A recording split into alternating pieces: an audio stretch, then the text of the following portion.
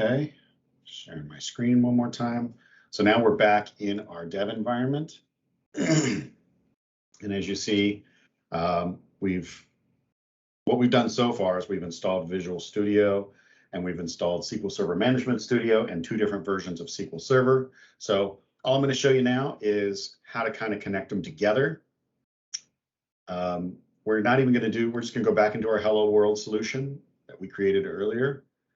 And we're going to wait for that to open up. And we're going to view our SQL Server Object Explorer. And we're going to pin that.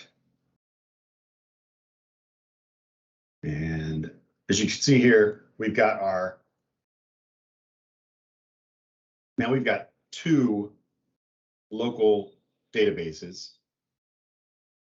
Right, so these are SQL Server Express databases, but we can add connections to any SQL Server we want. Well, the big one we want to add is the 2. Well, first of all, we want to add the first localhost, right? So just localhost. So this is the SQL Server Dev Edition instance. And as you see here, now we can get a list of the databases, the tables, and we'll get in again using this in Visual Studio. But what I wanted to show you was basically how to install this stuff and be ready to develop in this set of videos. And then we can connect to our SQL Server Express by just localhost /SQL Express. So here are 2 connections to our local machines.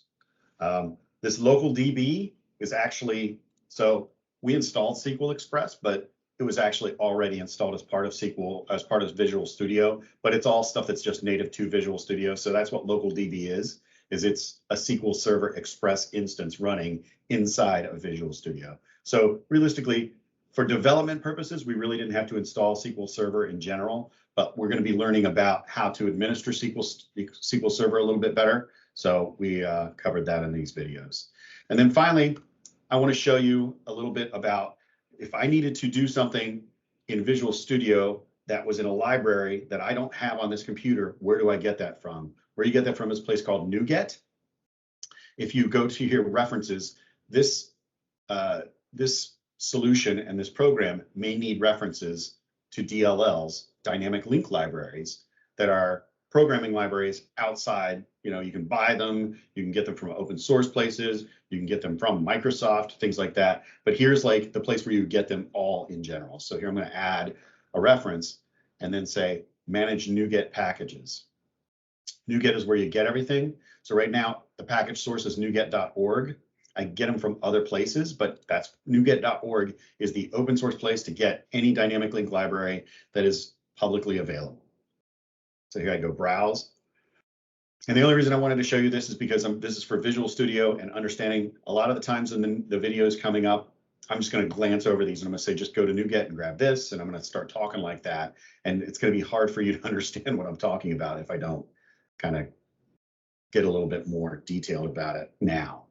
So JSON is a technology that translates objects into text and can transfer those over HTTP, HTTPS.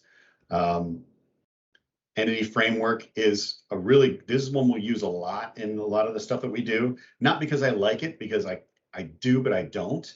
But entity framework is something that connects your programs to the database it totally abstracts out anything. All you really have to do is just say save changes, and it'll decide whether it needs to do an update, a delete. So CRUD operations, which is create, read, update, and delete. It'll do all of that for you.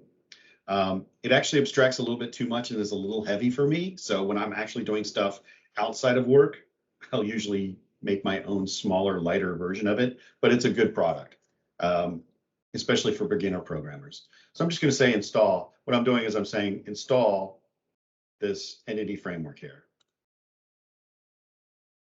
So just do that. Okay. Accept. And you'll see as it's installing some stuff here. Entity framework SQL Server. So it's adding more libraries here. And that's it. That's all I was going to show you on these videos. Please make sure to subscribe. Try to get a video at least weekly. Hopefully the next ones I'll be covering a little bit more about programming for the beginner. We're going to talk a little bit about some real object-oriented programming stuff and some of these terms you may have heard before. So check it out, and thank you very much.